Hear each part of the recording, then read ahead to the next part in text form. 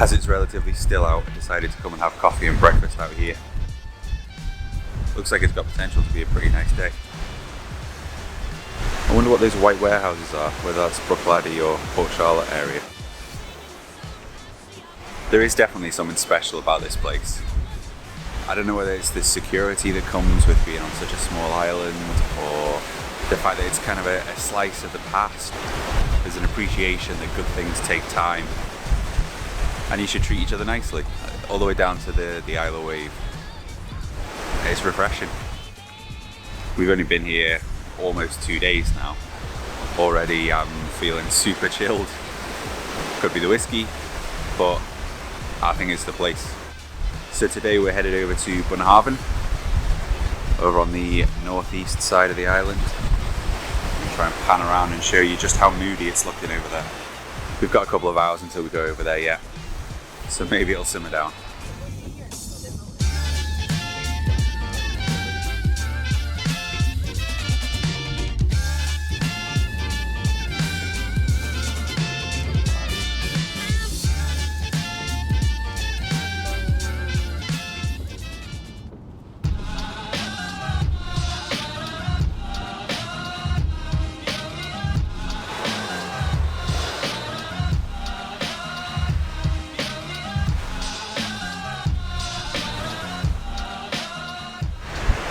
So here we are, we made it. The road was a little bit treacherous. It's hard to believe that you could get a HGV along there, but Joe's already worrying about driving us home. But here it is, Bunnahabhain, and some amazing scenery.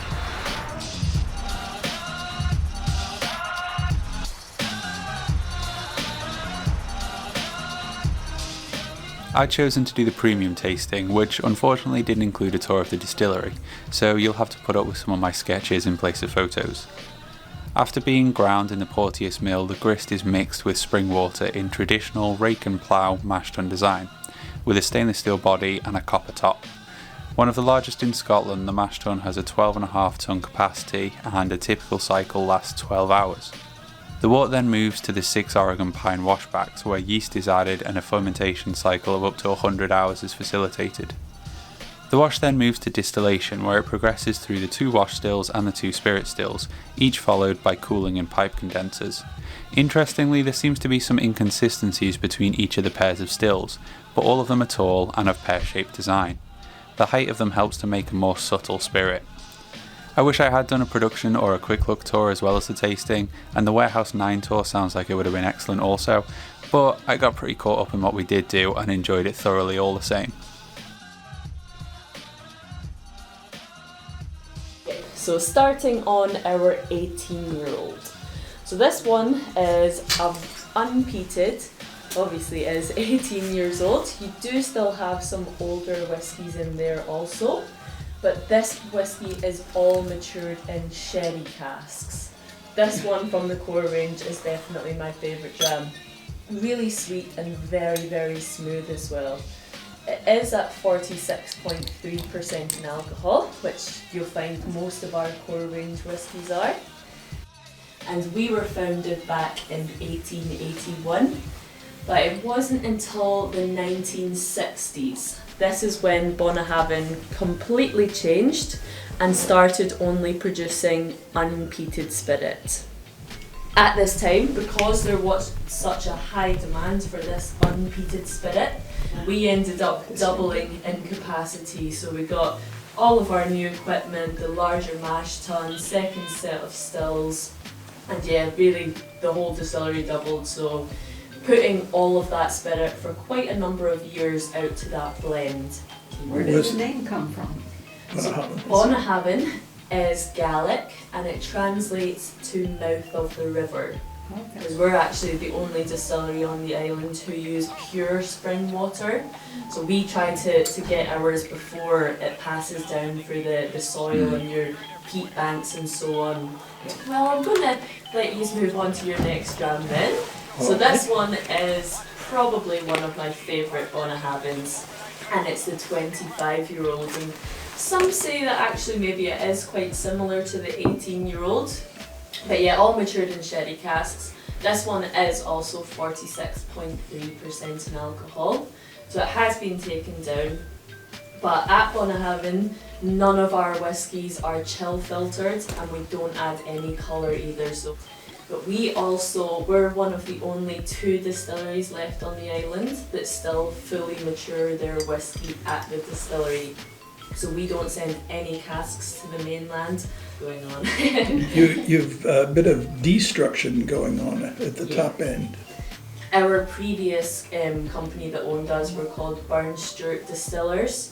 They didn't really have a lot of money to invest in the distillery, and to be honest, Bunnahabhain hasn't really had money invested in it almost since it was built.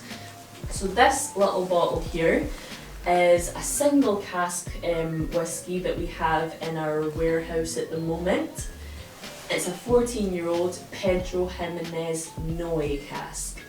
So Pedro Ximenez being one of the sweetest sherries, it is very, very sweet. It spent a full 14 years in that one sherry cask, and looking at it, you could almost compare it to a bourbon matured whisky because it is so light in colour. That building right across out the window there, that is now what we use as our warehouse number 9, and where we also host our warehouse tastings.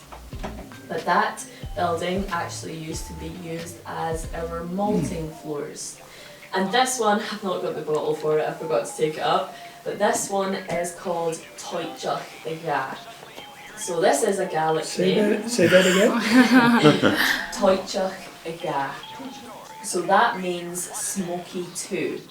So we did have one that used to just be called Toiteach, so this is number 2.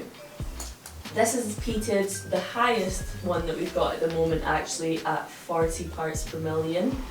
And it's about 3/4, so about 75% Oloroso sherry casks, so a very sweet sherry, and then the rest is bourbon. So this one is a non-age statement, but there's a minimum of 10 years in that bottle, and you do have some older ones as well. So, but that was actually how our 46-year-old was made. That was a cask that was found in the back of one of the, there was a few of them, casks that were found at the back of the warehouse, and that's when the 46 was produced. And anyway, I'm going to let you move on to your last dram now, and that is this 13-year-old Moine Marsala finish. So this is a peated Marsala wine finish. First 9 years were spent in sherry refill casks, and then we finished it for 4 years in the Marsala wine cask. So Marsala is a nice sweet dessert wine from Sicily.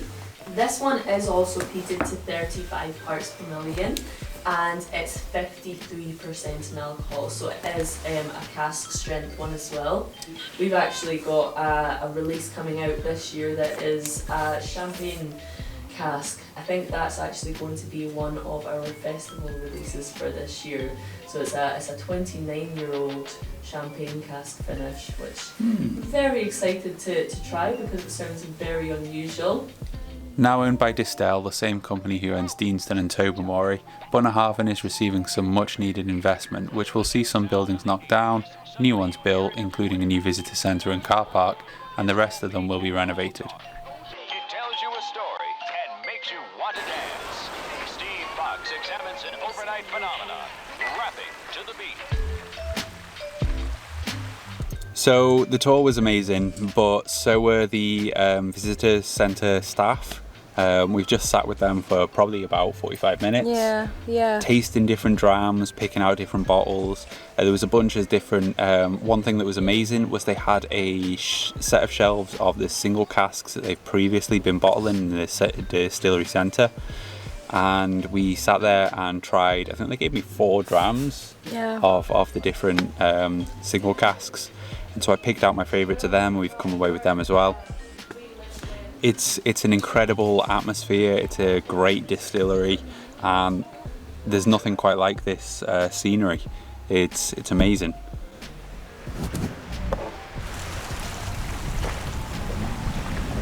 In the time that we've been here, we've had a horrendous hailstorm, we've had a bit of rain, and we've had multiple rainbows. It's been crazy, but amazing. Well worth the visit. Yeah.